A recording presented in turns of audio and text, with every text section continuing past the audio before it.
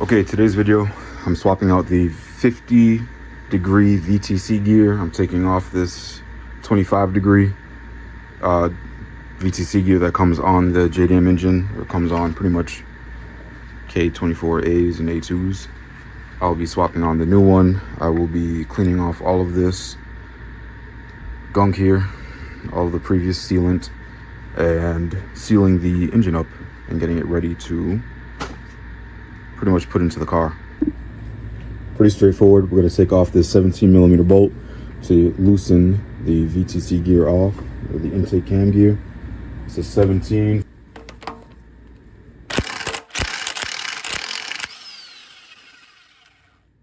Just like that.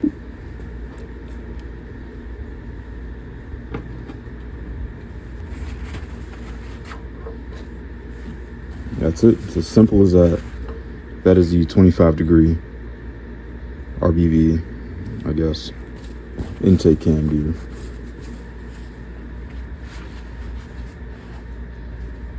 And this is our new 50-degree intake cam gear.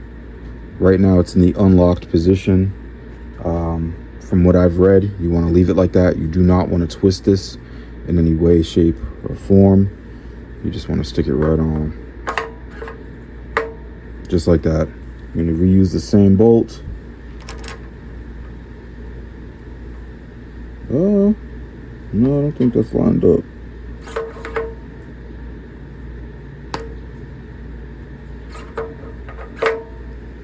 I feel like the lines should have been pretty close, and this line is all the way at the bottom now. But I'm gonna redo it just to look. I guess we're gonna go with that and just adjust this for timing.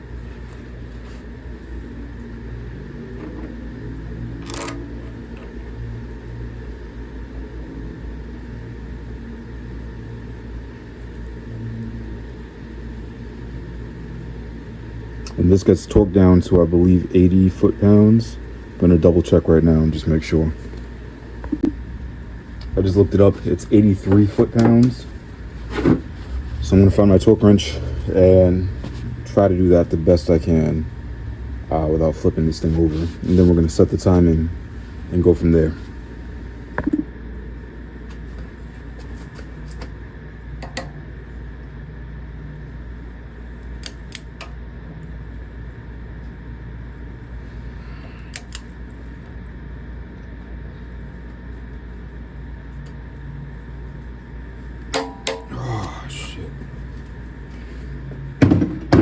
Click one more just to make sure.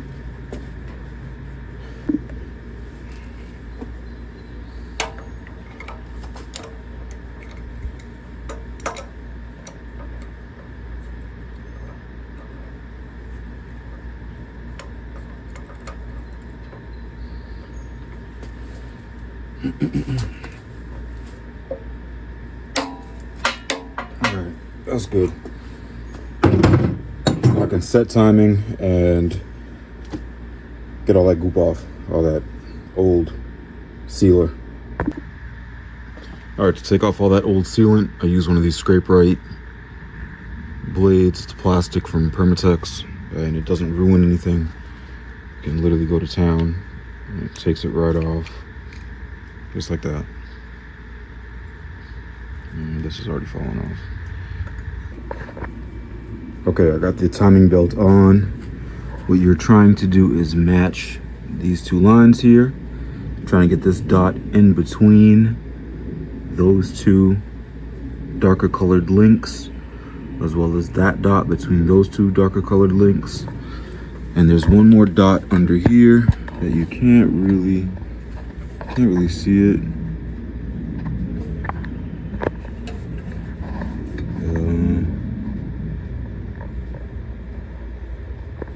I'm trying my best. It's right. You'll see a little dot on one of these teeth, and this darker colored link goes right on top of that dot. It's a single on the bottom. I put a zip tie here just to hold it together for now. It does take a little bit of finesse, but it's definitely achievable by yourself.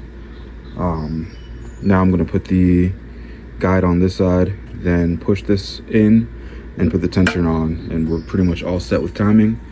And I will spin it over just to double check that everything is in timing by hand before I close everything up.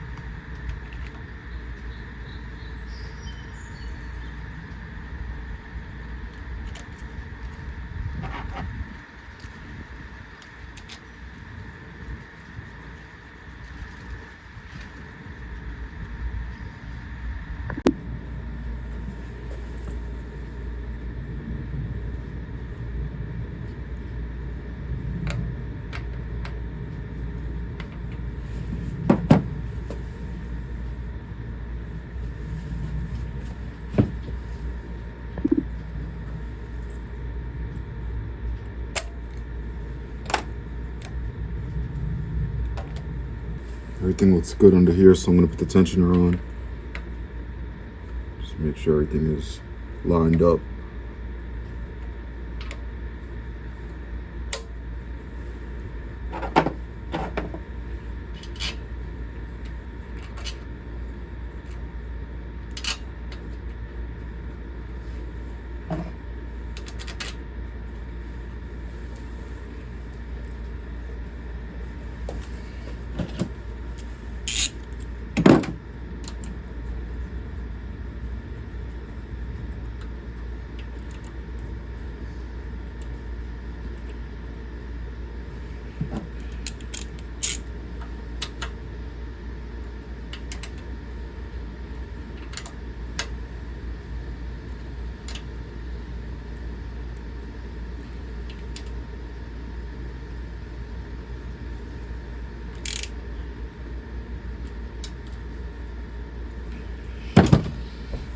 All right, so that's everything with the timing. Now we pull this pin and the tension is set.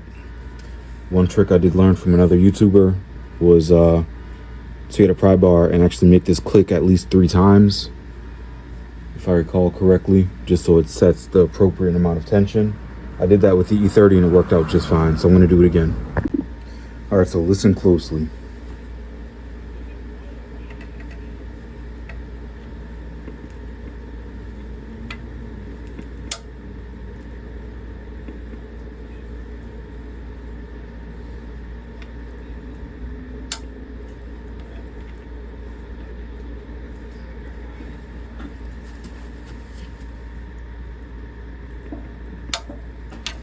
That's it, 3 clicks, nice and tight. There should be no issues. I'm gonna double check everything before I lock it in, and we should be good.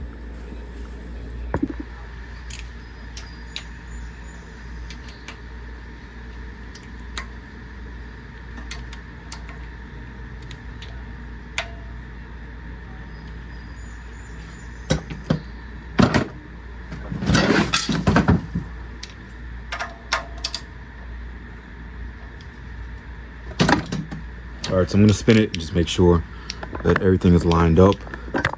You wanna keep an eye on those 2. I already spun it a little bit. There you go. So, oh, come on, tripod.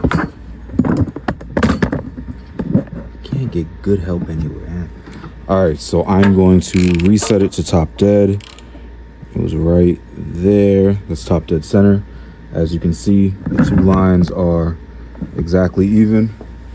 We're gonna do a full rotation to the right, obviously.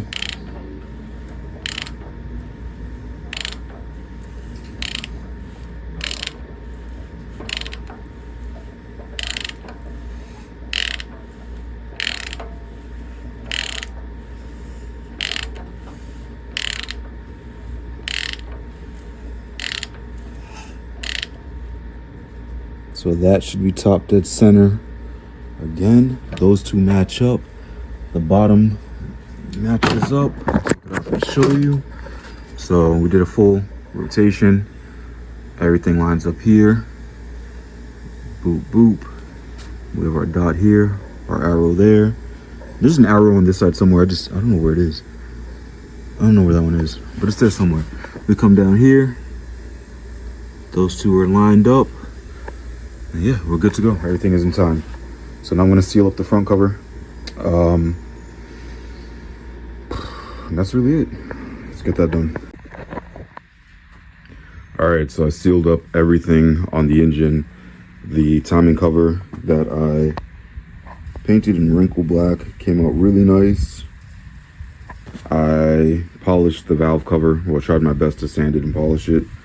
I could go a little more, but I'm happy. I'm happy. It looks raw. Looks good in my opinion. Everything's in time. It's pretty much ready to go. I'm trying to decide if I want to reuse the tensioner cover, the OEM one. That's kind of just, it's nothing special. I don't even know where it is right now, to be honest with you. Oh, it's right here. Nothing special. Might just clean it up and use it. It's clean. I don't need to spend money on a little piece of metal. So like I said, I'm going to reuse that most likely. I am going to get a nice valve, what's this called? Coil pack cover plate, whatever that is. And I need to trim the dipstick because the oil pan is now a lot closer than it was before. And because the sump is in the front, that's generally what you have to do. Last thing I'm going to do to this is probably get a USDM water pump assembly, just so I can use alternators from out here.